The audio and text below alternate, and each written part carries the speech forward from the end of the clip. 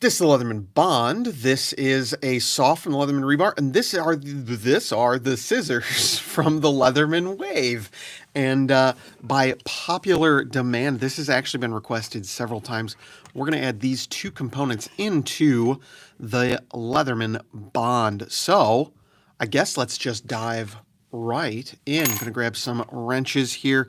Now, I did have some starting to strip loose recently, so we will be careful here and toss those out if they start to go. But everything should be fine.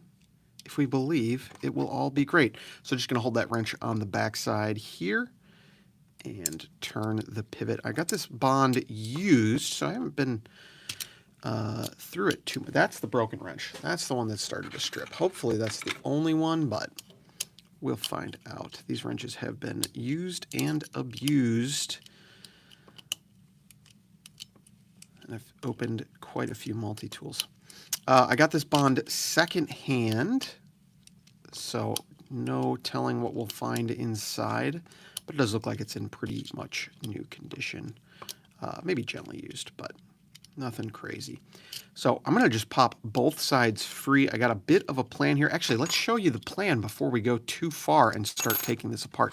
So inside the Leatherman Bond, we've got a little bit smaller tool set than the Leatherman Rebar, missing the saw and missing the serrated blade. Now, the serrated blade doesn't go missing. It doesn't feel like a loss for a lot of people, but the saw is. So on this side here, we've got our two flat screwdrivers and our awl, as well as that lanyard ring and our file. We're going to swap that file out for the saw. That's going to be a direct swap. I believe they're the same thickness. And the scissors are going to have to go elsewhere. So what we're going to do is come over here to the other side. That's got the plain edge blade. You can see I've got the older style Bond. The blades are a little bit different now. And we're going to remove this can opener, bring it over here in place of that lanyard ring, and then the scissors should fit next to that Phillips driver. Hopefully that makes sense. We will continue to take it slow, and hopefully it won't be too very confusing. So you can follow this along at home. I did hear that Max Level EDC apparently did this mod, but I don't believe he did a full demo on the process, so that's why we're doing that here. And we've got this. Is it loose enough? Yeah, we can get that free completely. And we will be gentle here in removing these components. So I'm just going to pop that pin free and slide everything out, hopefully keeping it in the stack. So we've got these thin washers on the Bond that I believe go up against the frame. Can you see those? And I don't think there's anything else. Let's lay this side out up here. This is the pocket clip side, has the lanyard ring. Makes sense, I guess. There's no other spacers inside here. So that is that tool stack broken down. We'll get the other side open here. Again, just putting what we call the medium-size wrench on that back side, and then rotating the other side. And you want it kind of so the tools are facing out this way. They kind of open like so, because that way the screw on top will spin. The bottom one is keyed. It's that pivot, so it's keyed. It doesn't want to spin. I've said that a million times before, but it's worth saying again for those who are just jumping into this mod for our first video. I want to thank all of our members who are here with us in the live stream. If you're watching this as the Mod Monday video after the fact, you can watch these live and become a member, and we have a chance for Q&A at the end of those videos. But then we put the mod out as our Mod Monday video later after the fact. Pivots are the same on both sides here, so we don't need to worry about that. I'm just going to, again, gently, because there are washers in here. Now there's no pivot holding it, but I think there's a washer here between the Phillips driver and the frame, and then another washer in between the can opener and the Phillips driver. So I just want to keep that kind of in order. So there's our two thin washers that go up against the frame. So those look the same as our other side. And then we've got a thicker slightly thicker. I'm going to set that aside washer. That goes in between the Phillips driver and the can opener. And there is actually 2 keyed washers like we see on the rebar between the blade and the can opener, which is odd. Makes me wonder if this has been taken apart and put back together, but I don't think so. I don't know evidence of that, really. So let's start rebuilding it, and I am going to lose my train of thought here, I'm sure, but the pivot is going to come in from this bottom side, so we'll start with that. And I may put this up in the vise. Let's zoom down just a little bit if we can. I may put this in the vise for a steadier grip, but we'll try handheld to start. Get my tweezers here and grab one of these thin washers. Now, we're definitely going to put this in the vise here. Let's get this washer in first. Again, there's a flat side on this pivot, so we want to make sure we slip that in the correct orientation so that it seats itself. Otherwise, that washer will not sit down properly. That's the wrong washer anyway, so let's back up. We need the frame side washers. Let me grab the vise here. I'm going to slide some of these things out of the way, and we'll put this in the vise, and that'll give us a much better view for the reassembly, because that's all that's left. I mean, this is really not a super complex bit of assembly, but so that pivot comes in again from the blade side, I believe. Yep.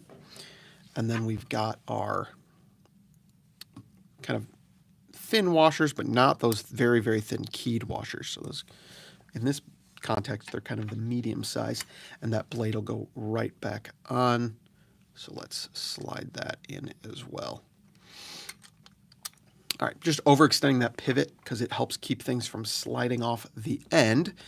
Now comes the 2 keyed washers, and I'm going to see if I can do this on the first go. I'm just going to align that flat. So there's 2 flats on the washer, and they'll align with the edge of the tweezers, and that should help me see exactly how that slips in place. And there were 2 here, so we're going to put 2 back. May just be for spacing purposes. If they needed a very thin shim, they could just use a second one of these. But that gives us both of those in place. Now, instead of the can opener, we are going to add the Phillips driver.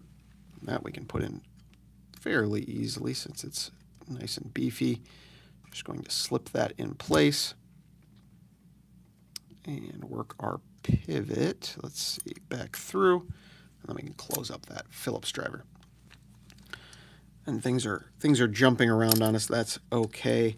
Just try and keep everything steady so that the washers don't start falling off of the pivot. Next up will be the scissors. And we want to make sure we've got the spring included with that as well. So we will get those guys together, kind of in this open position, and make sure our lock is facing down. In this case, it's facing the correct way. And then we will back that pivot out slightly. Let's orient that in frame. And we can slide that right into its new home. And you need that pivot, so you can see this here.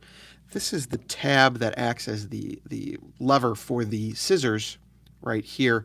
And so you need that next to something so it has some space. The Phillips driver is short enough that that will go past it, and it will still have plenty of room. Now, I'm going to add the frame side washer that we pulled off in the beginning. I'm not sure if we're going to need additional packing here. We may need to add our own washers to add some thickness to this tool stack since we are doing a non-standard sort of build. So we will circle back to that if needed, but we'll do that at the end of the video just so you guys can get an idea of it. Now, I've got that washer kind of in place. Let's pull it off the vise. That's just it's a Bessie bench vise, people have asked. Nothing special, just $20, $30 on Amazon. So I'm just going to nudge that washer till that pivot becomes completely visible, and I just heard it pop through with a little bit of pressure, And that is all we need now.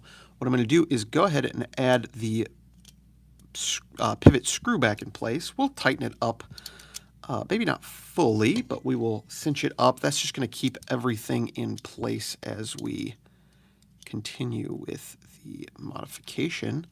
So that is one side done. 10 minutes, not too shabby.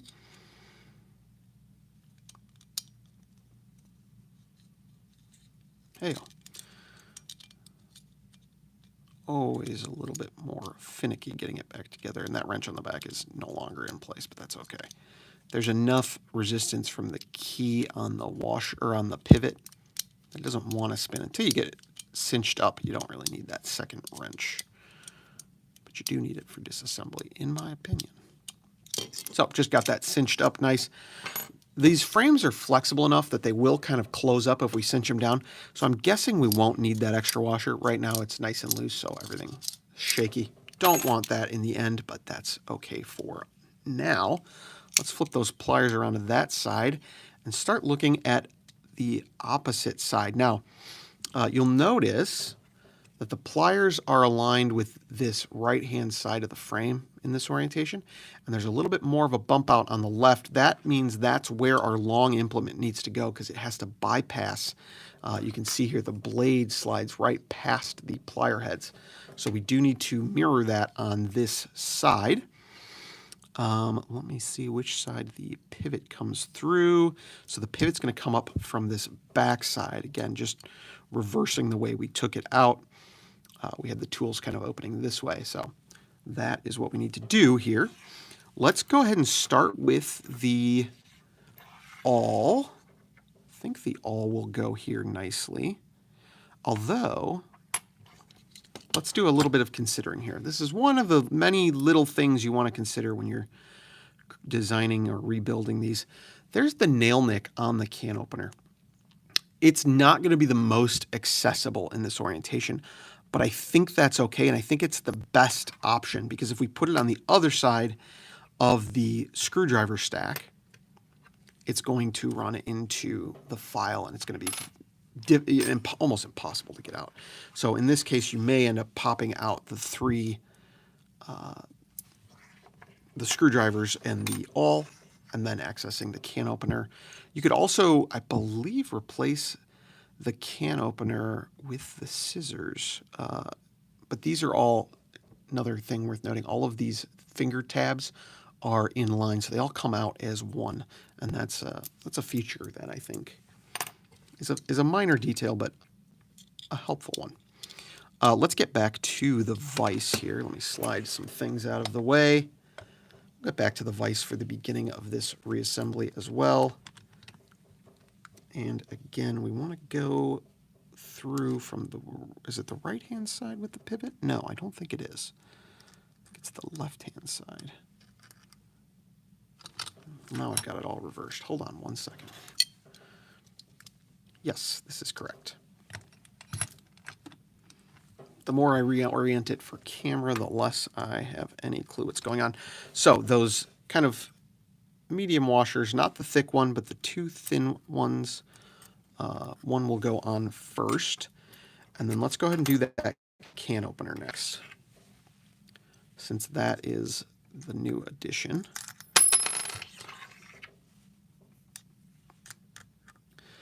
On some of these tools, it's easiest to put the tool on kind of in the closed position, so to place it in here. And then for your convenience, I'll use some tweezers so you can see, and then slide it onto the pivot. Other tools, it may be easier to put them on in the open position. It doesn't really matter. But let's do that. We're going to see, the other question I have here with this tool stack is going to be whether, I shouldn't do all of these at once, that's silly, whether the pliers will interfere with the new position of the awl. So we'll find that out soon enough. So the further we press through that pivot, the more wiggle room we have to get those next tools in place. There is a bit of spring tension against them, and I'm sliding the vise over as I go. I apologize. But with a little bit of patience, a little bit of practice, this becomes pretty trivial. So there is the screwdriver stack. Now let's take a look at the saw blade, make sure I'm adding the right tools back in. Yeah, that feels like it's going to be pretty well compacted, so we're not going to have too much extra space. So let's slide that pivot out till the saw blade seats. And again, here, let's go into the closed position and see if this works. Yes, it does. Now we've got a, oh, give me 1 second here. I'm just going to adjust some settings so we don't get interrupted. I always turn airplane mode on, but I forgot this time. So let's slide. Now we're just backing that pivot off just a little bit, just so there's enough room that we can slide in our washer. It looks like we're started here, so now we can flip to another orientation, again, just for camera. You can do most of this in your hand if you're really patient.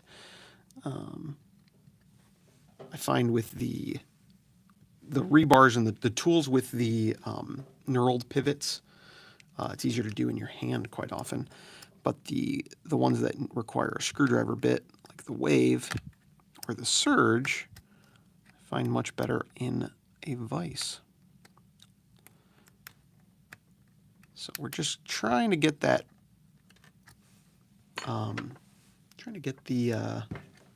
washer aligned, and you can see that maybe you can see the pivot is actually sticking off to the right just a little bit. So I'm going to use the spudger to just press on it. This is where that spring tension comes into play. So just going to see what we can do here. May also, let's pop this out of the vise. Sometimes it's better in the vise, sometimes it's better out of the vise. It's always hard to know. But you can see hopefully you can see, that is not seated down all the way. I can get a fingernail under there quite easily, so we want to keep working until we get that aligned. And I'm just keeping pressure up on the pivot while kind of nudging it in different directions from the other side. I think that did seat all the way. We will find out certainly when we start tightening up the screw. So let's get that going.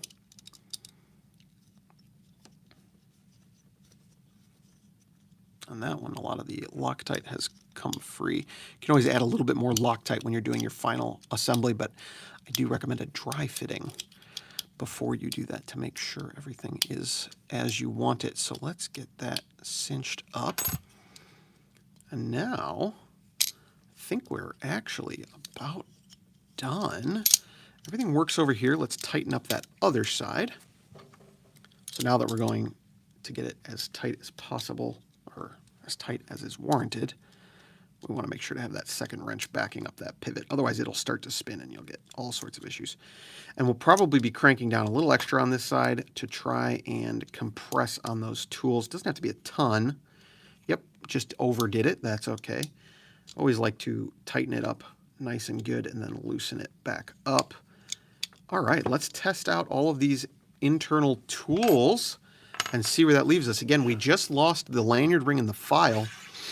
You could obviously do a similar mod and keep the file and not have the saw, or you could do a bladeless version and slot one of those in where the plain edge blade is. So obviously the plier side we didn't touch is all good. We can get access to our stack of what I would call the flat blades plus the awl. We've got access to the saw, no problem. Alrighty, easy peasy. And then let's see if we can get the can opener open. It might be a little tricky. Again, there's that nail nick. Most of it is hidden, but not too bad. I don't have particularly robust nails, and that was not a problem. So that is excellent. Let's try the other side out. Still have perfect access to the scissors, and they work, so that's good. If we flip those back in, and one reason people love the Bond is it is non-locking, so it is more compliant in certain locales. Phillips driver works great, and we'll test the blade, but I'm sure it's going to work perfectly. Again, this is the older style blade. They've since kind of reversed it to a sort of a sheep's foot to keep it a little bit safer, because it does have a tendency to do that, and then it can bite you. That is the mod, but it's not done, because we are going to add the pocket clip as Leatherman neglected. Worth noting, we also did lose one big, thicker washer that did not go back in the stack. Worth noting, so that you know what spare parts you'll have at the end of this. So let's add the pocket clip in. Excuse me as I lose my voice. We have got just a T6 driver here, and we include these clips and the hardware with some of our arc frames and some of our P4 frames. Or you can purchase them from Leatherman directly. That is a brand new Leatherman Bond with the saw blade and the scissors, and it's actually working fairly well. It's working perfectly, but I'm a modest person. Yeah, again, that can opener, you could get rid of the can opener and keep the lanyard ring, I think, in most cases. So you can build this out to your own desire, but that is the build for today. If you guys are watching live, we'll get to our Q&A after in just a moment. If you're watching after the fact on our Mod Monday series, you can join our mods live every Tuesday afternoon if you become a member, and we do have that membership giveaway going on right now. Check the show and tell video on that for the Boker Atlas we are giving away to a member very, very soon. That's it for Mod Monday. We'll catch you in the next video.